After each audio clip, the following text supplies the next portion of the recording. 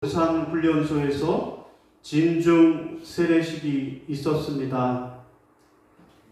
저는 작년에 이어서 올해도 진중 세례식에 참석해서 훈련병들에게 세례를 주었습니다. 이번 세례식에는 약 1,300여 명의 훈련병들이 세례를 받았습니다. 여러분 사진을 보면 제가 가운데 있고 제 옆에 계신 분이 한 분은 군종감으로 제대를 하셨는데 군목 목사님이셨는데 우리 경기도의 창곡교회 담임 목회자로 계십니다. 이분이 군종감인데요. 군종감은 대령이거든요. 군종 목사 중에서는 제일 높은 사람이, 그래서 군종 목사 중에서는 별을 달고 제대했다 라고 보시면 되겠고요. 또 제 왼편에 계신 분은 우리 교단의 총무 목사님이신데 성남에 있는 주민교회를 목회하시다가 올해는 교단의 총무로서 섬기고 계십니다. 여러분, 작년에 이어서 올해도 이 진중 세례식에 참석했는데요. 올해는 더 준비를 많이 했더라고요. 그래서 없었던 그런 순서들도 많이 있고 그 분위기도 아주 좋게 진행이 됐습니다. 그 가운데 하나가 예배를 드리기 전에 큰 스크린으로, 저 뒤에 그림이 쭉 펼쳐 있는데 저게 다 스크린이에요. 한 그 50m짜리 스크린인 것 같아요. 강대상 전체를 다 휘감은 이 예배당이 한 번에 5,000명이 들어가는 아주 대형 예배당인데 우리 군종관 목사님이 저한테 그러더라고요. 노 회장님, 왜요? 이 예배당 헌당을 누가 했는지 아세요? 제가 했어요. 당신이 군종관으로 있으면서 이 교회를 이 교회에서 목회하면서 그렇게 세우셨다라는, 그래서 여기 올 때마다 자기는 감정이 울컥울컥한다. 여러분, 논산훈련소 훈련병들 맨날 예배드리는 큰 예배당을 우리 교단 목사님이 헌당을 했다라는 이야기입니다. 자, 세례식 진행되는데 시작할 때 영상으로 부모님 인터뷰한 영상을 보여주는 거예요. 자, 훈련병 부모님들 중에서 몇 분을 이렇게 벽에다 세워놓고 인터뷰를 하는 거죠. 아들이 훈련병으로 입소하였는데 훈련 잘 받으라고 응원 한마디 해달라고 뭐 그렇게 한 것 같아요. 그랬더니 한 엄마가 화면에 잡혔어요. 마이크를 들고 인터뷰를 하는데 시작부터 훌쩍 하는 거예요.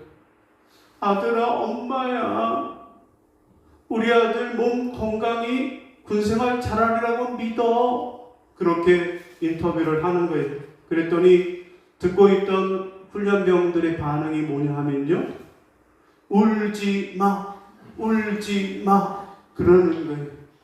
자기 엄마 같으니까 훈련병들이 한 목소리로 그렇게 울지 말라고 하더라고요. 자, 이번에는 어떤 아빠가 인터뷰를 하는데, 아무개야, 너는 그리스도의 군사답게 군생활 잘하리라고 믿어. 우리 아들 화이팅! 그런 거예요. 그랬더니 군인들이 또 뭐라 그래요? 화이팅!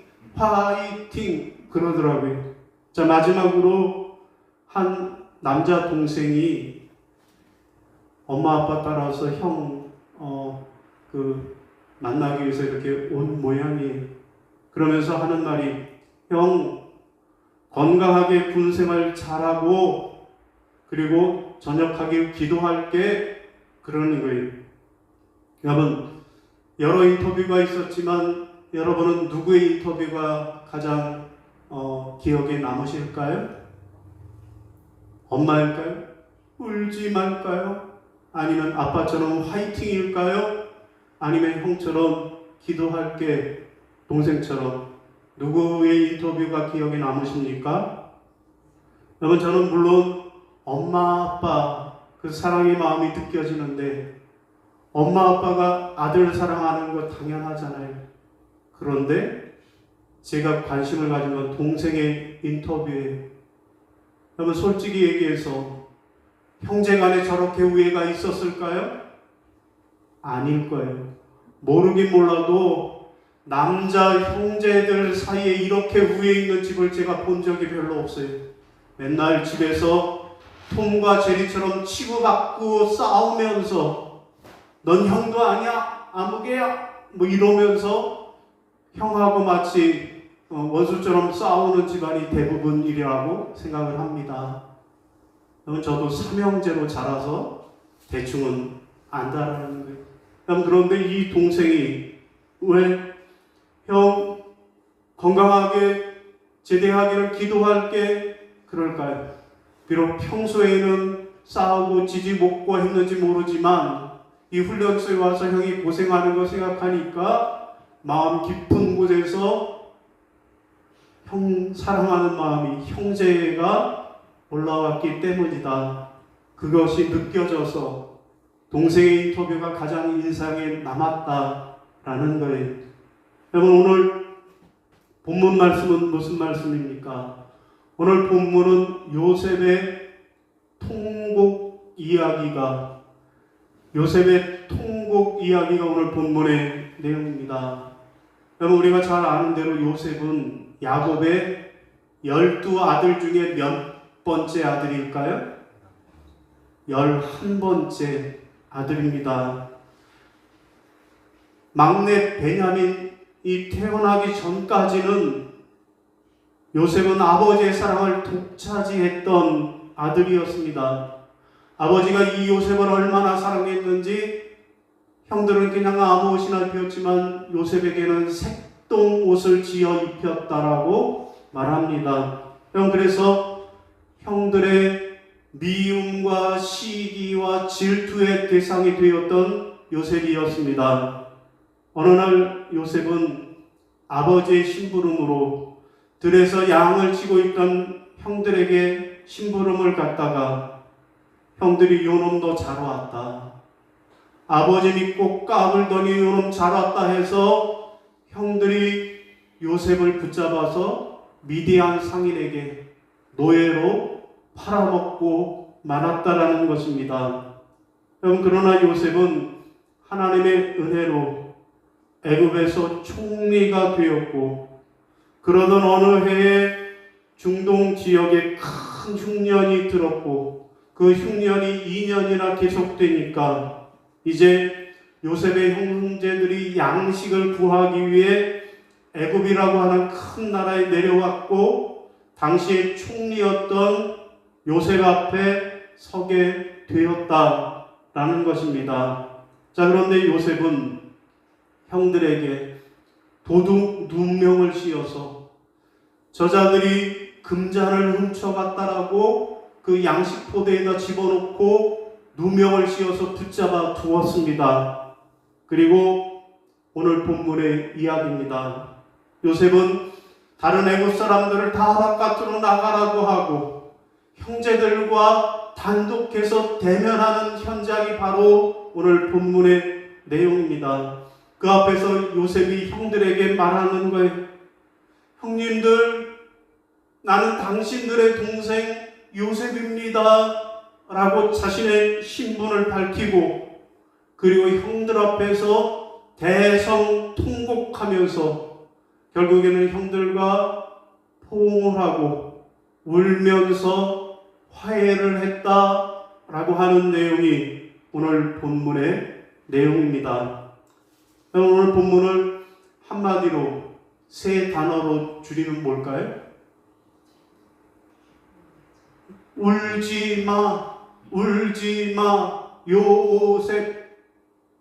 이것이 오늘 본문의 내용이라고 하겠습니다. 그러면 과연 요셉은 왜 울면서 형제들과 화해할 수 있었을까요?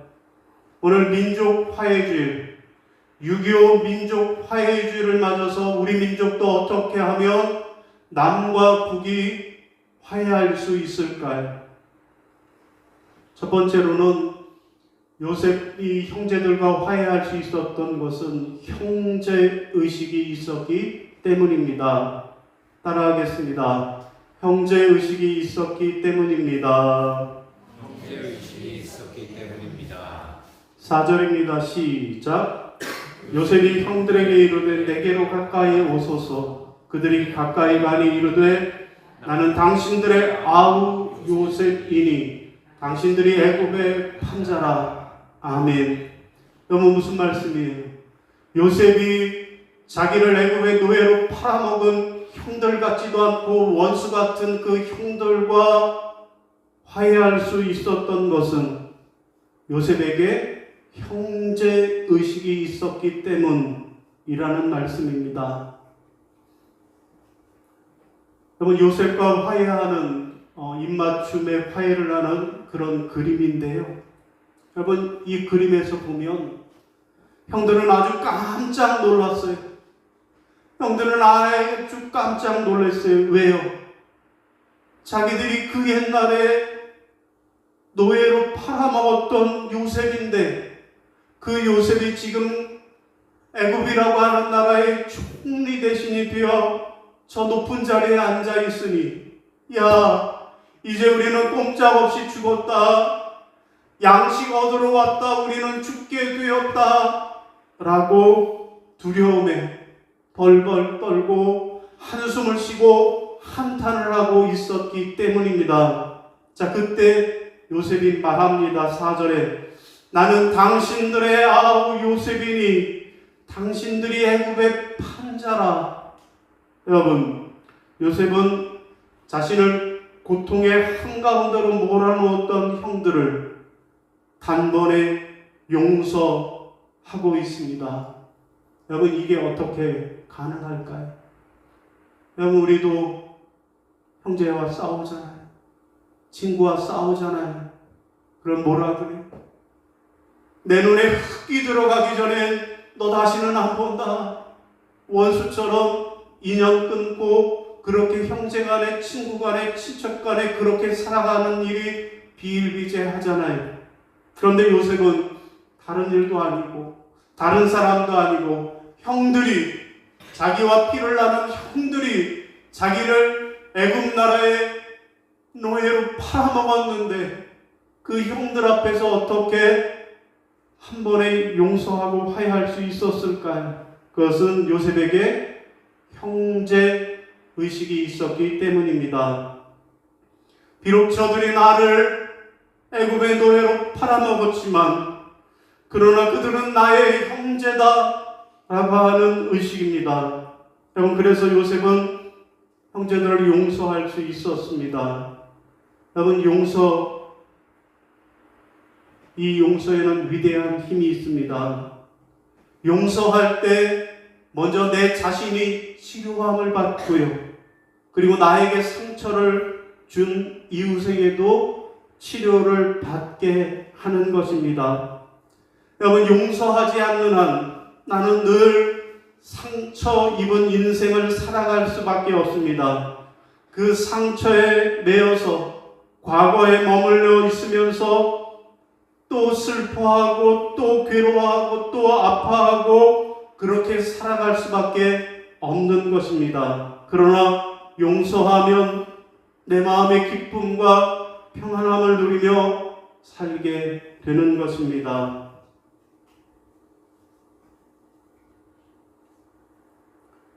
우리 군은 북한의 대남 쓰레기 풍선 살포를 이유로 해서 작년 6월 9일 약 6년 만에 대북 심리전 수단인 확성기 방송을 시작한 바가 있습니다.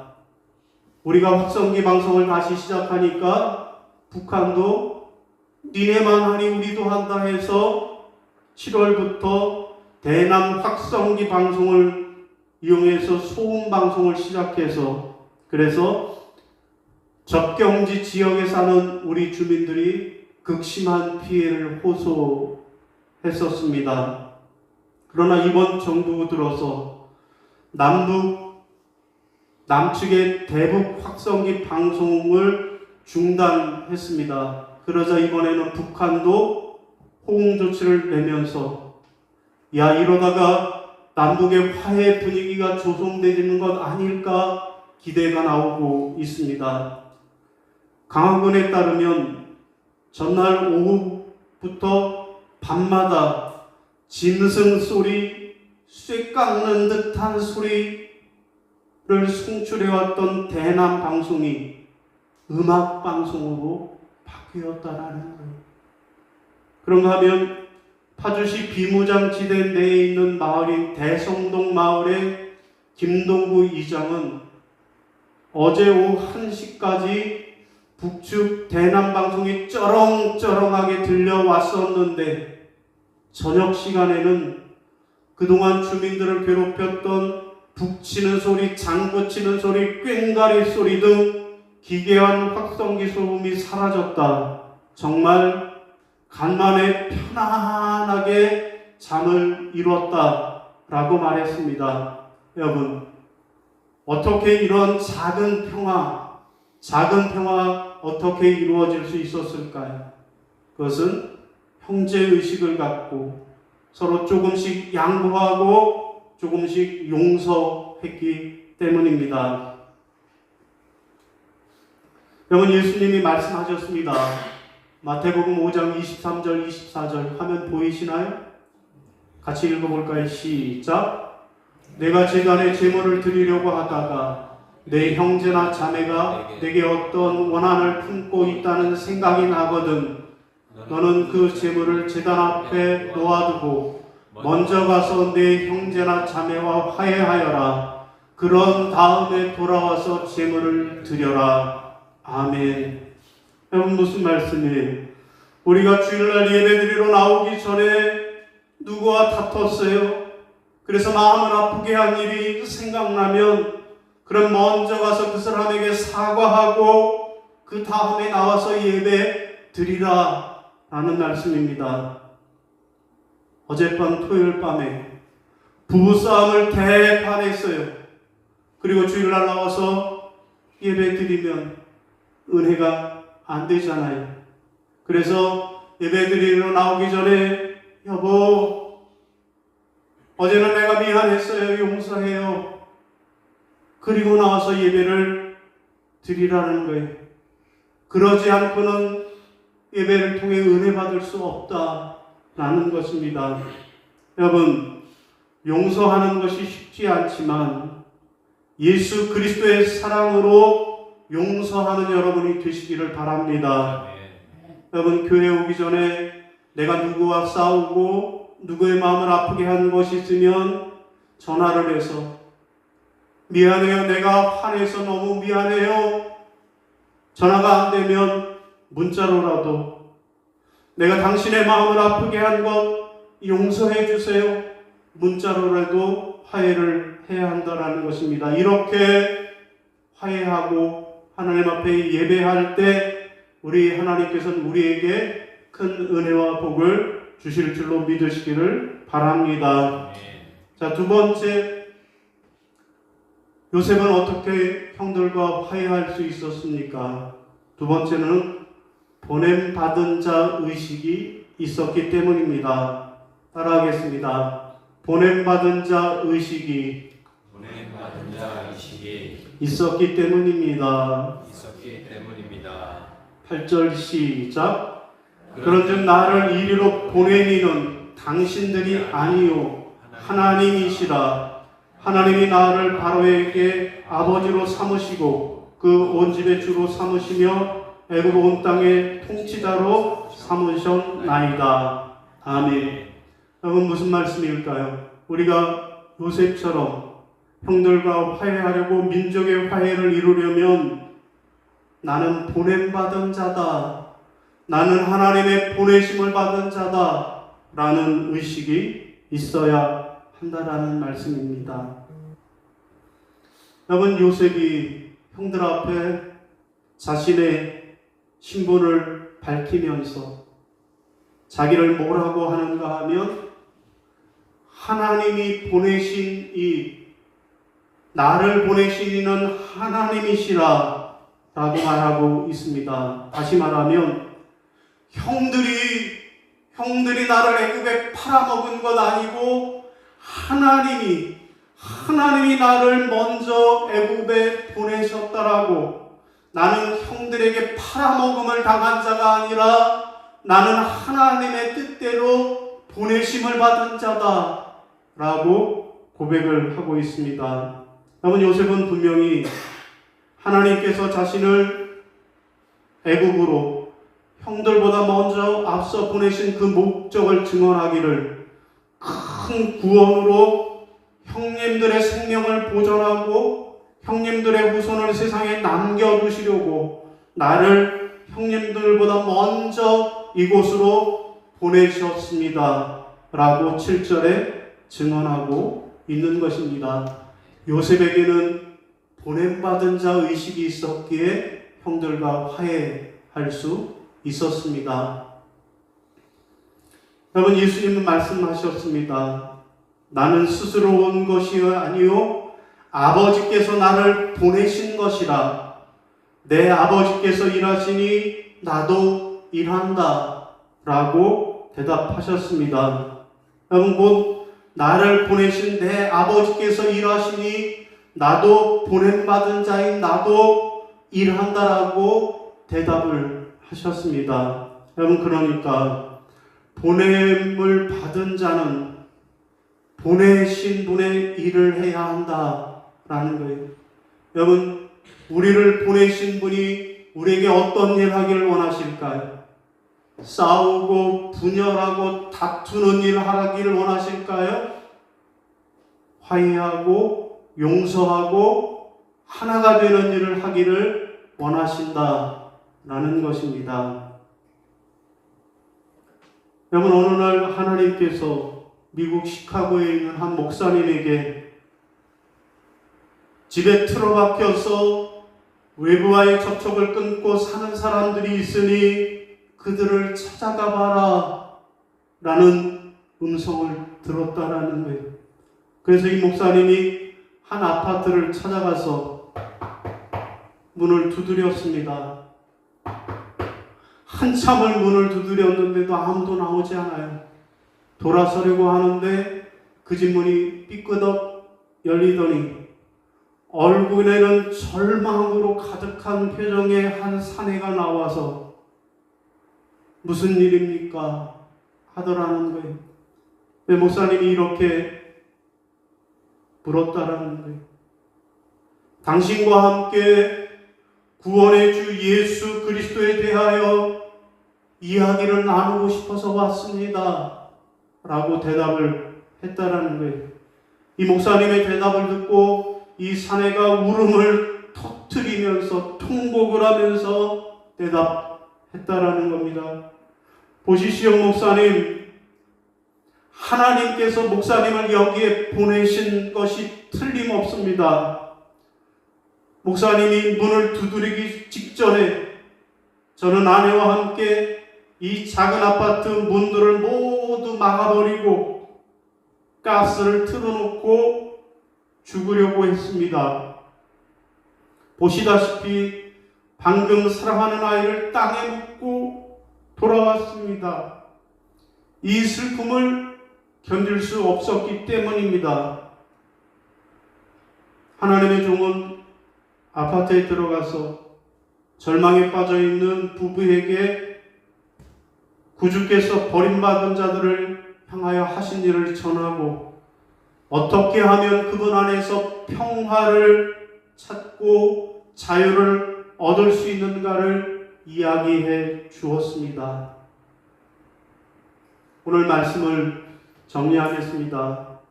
여러분, 오늘은 6.25 민족 화해주일입니다. 어떻게 하면 우리 민족이 화해할 수 있을까요? 첫째는 요셉처럼 형제의식을 가져야 하겠습니다.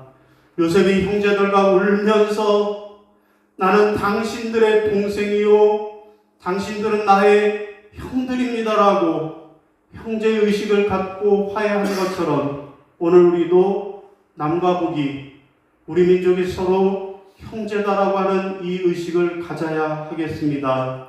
두 번째, 요셉처럼 보냄받은 자 의식을 가져야 하겠습니다. 요셉이 형들에게 당신들이 나를 팔아먹은 것 아니라 하나님이 나를 먼저 보내셨다라고, 자기가 애굽의 총리가 된 것도 형들을 구원하기 위한 하나님의 섭리임을 고백한 것처럼 오늘 우리도 이 땅이 남북의 형제들이 화해를 위한 하나님의 섭리를 고백해야 할 것입니다.